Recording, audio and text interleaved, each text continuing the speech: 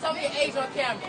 Tell me your age on camera. 13. Before Pop Smoke would drop viral hits including Meet the Woo, Dior, Welcome to the Party, and his mixtape The Woo Volume 1, solidifying his status as an artist to watch out for in 2019. Before Pop Smoke would collaborate with Nicki Minaj, French Montana, Lil TJ, Callboy, YG, Travis Scott, Skepta, and get shoutouts from the likes of Cardi B. Before Pop Smoke would clock in over 1 million Instagram followers, nearly 500,000 YouTube subscribers, and over 63,000 Twitter followers at the time of this recording. After emerging on the scene at the very end of 2018 while Pop Smoke, he had lots of highly regarded insiders citing 2019 as his year, with Welcome to the Party being one of the biggest songs of the summer. Now, coming out of New York, he appeared to have everyone's support, and he was filling a void for the East Coast internet rap scene left open by the incarceration of Tekashi 6ix9ine. Now, Pop Smoke, he was at the forefront of New York's new bustling drill scene movement, but his life, it could have gone in a much different direction. Once upon a time, he was well on his way to securing a college basketball scholarship, but a health issue, it had him shift his focus to rap. But before he could make any money doing that,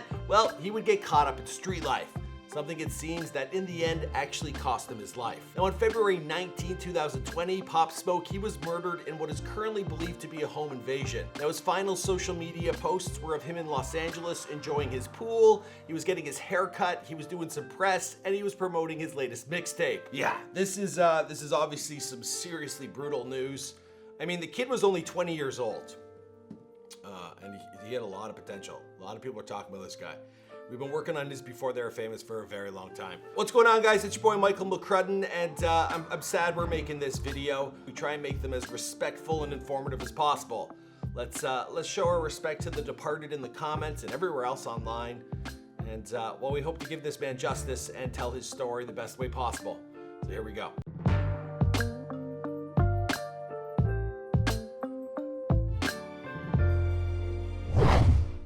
Pop Smoke was born Bashar Barakah Jackson on July 20th, 1999 in Brooklyn, New York. The child of Panamanian and Jamaican parents, he also had one sister. My pops is Panamanian and my dad is Jamaican. I mean, I say my pops and my dad. My pops is Panamanian and my mom is Jamaican. All straight. But, you know, unfortunately, I never really grew with my Jamaican side, you know what I'm saying? But all the doggies is Jamaican. You know what I'm saying? So I grew up with my Panamanians, but you know, doggies, I go to school with bare Jamaicans. There was family, they hailed from an area known as Canna Rise, an area with West Indian influence, and it's comprised mainly of working and middle-class residential and commercial buildings, and is located in the southeastern portion of the borough of Brooklyn. Now, in an interview with XXL, Pop Smoke, he explained, "When you're a kid from the hood, you've only got 3 options: play ball, sell drugs, or rap. I did all 3, was good at all of them." Then when he was 13 years old, he actually took a slap on a Brooklyn street. Now this was an incident that was filmed and then it blew up on social media.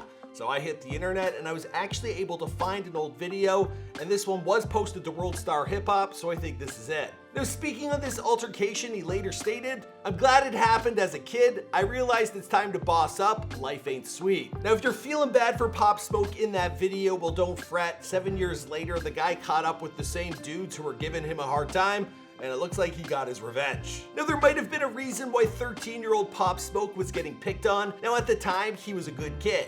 He actually grew up playing basketball, and he would run the court as a point and shooting guard. Now his potential in the sport, it even got him relocated to the suburbs of Philadelphia, where he was enrolled at Rock Top Academy. Now this is one of several prep schools around the country whose sole purpose is to get their students' attention for college basketball scholarships. Now unfortunately for him, well, they discovered a heart murmur when he was just 15 years old, and that squashed any dreams he ever had of going pro. Now he couldn't play competitively anymore, but that doesn't mean it stopped him from schooling his friends in his spare time. Ladies and gentlemen, look at Pop Smoke popping ankles, huh? Look at when it rains, it pours. Look at when it rains, it pours, huh? Buckets! Look at Pop Smoke.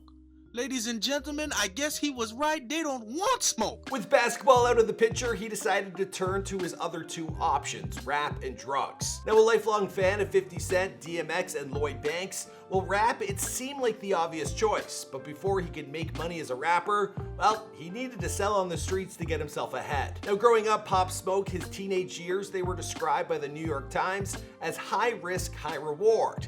He stated, "You like nice things, you gotta do things to get nice things. At 16, I had a 5 Series. That's not a bad car for 16. So money was good, but that doesn't mean street life. It didn't come with its own problems. Now eventually he got kicked out of school for bringing a gun to school, and he also got locked up twice. He was later put on house arrest for 2 years for a weapon charge. Now after that, he was forced to wear an ankle bracelet as part of a diversion program until the charges were dismissed. Now when asked what he did during all this time at home, well, he actually explained, "Read. I like to read and a lot of so I'm good." Now he was also believed to have ties to a Brooklyn gang called 23G Stone Crips, but it wasn't just gangbangers that he was hanging out with. Now his close friend Jay Guapo, he was mad serious about making it in the rap game, and the two of them, they would chill out together at the studio. One night Guapo, he got so high that he fell asleep, so Pop, he stepped into the booth to try rapping for the first time. The guy just wanted to see if he could actually do it. Now he used a beat he snagged from a YouTube channel that became his track NPR, and this song, it exploded on Spotify and YouTube absolutely out of nowhere. Now it wasn't long before he was getting offers, and he signed to Victor Worldwide under Universal Music Group. So Pop Smoke, he decided to get out of gang life while he had a clear shot, and he started getting to work on his new emerging career, but the man, he needed some beats. Now he decided to return to that YouTube channel where he grabbed his first instrumental, and he touched base with YouTube producer 808 Mello. Now Mello at the time, he was just getting into music while pursuing a degree in graphic design, and the two, they quickly hit it off. They became close collaborators. Now Mello, he actually flew to New York multiple times, and more recently, well, Mello, he produced everything on Meet the Woo Volume 1.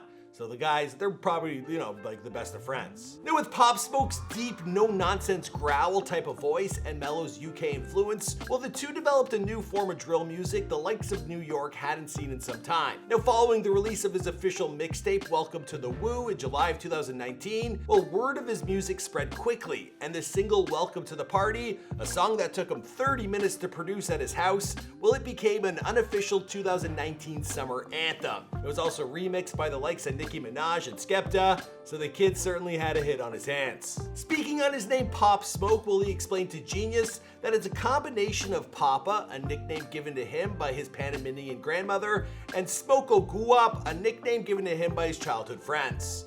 I'll let him explain, he says it better. My name was actually Papa. Let me stop it. I'm Panamanian.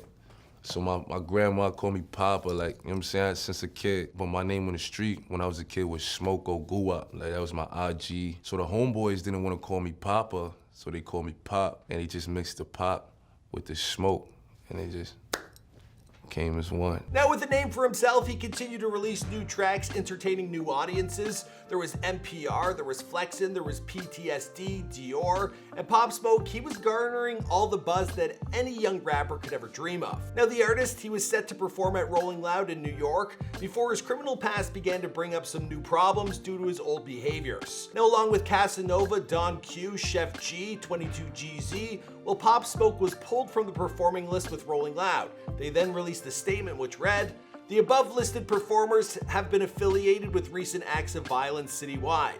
The New York City Police Department believes if these individuals are allowed to perform, there will be higher risk of violence." Pop Smoke would have another run-in with the law on accusations that he transported a stolen Rolls-Royce Wraith from California to New York. And the rapper's mother, her house was actually put up as part of the bond deal to get him released from prison. Now speaking about the incident at Rolling Loud and all about his gang activity, well, Pop, he tried to brush the whole thing off. In fact, he stated, "I'm not a gang leader, I'm not a gang banger, I'm none of that. I'm a dog, the woo, that's it, an artist." Now Pop Smoke was definitely trying to put his past behind him. Now in interviews with the New York Times, he stated that he was making music that would speak to young people like him who got to carry their guns to school because it ain't safe, but they still got to make sure they get their diplomas because they mom could be happy. I do it for them.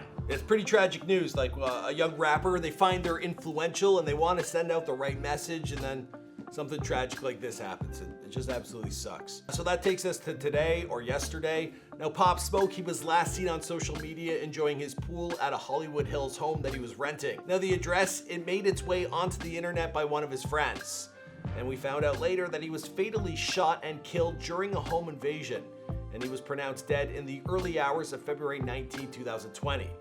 It's absolutely tragic. Of course, more information will come forward. We're going to find out who these men were, if they were affiliates or associates or rivals. I'm not really sure at this time.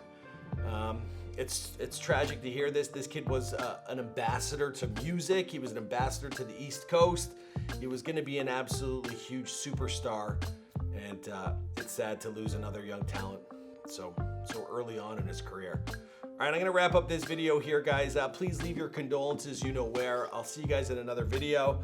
2020. So far, no good. Just saying.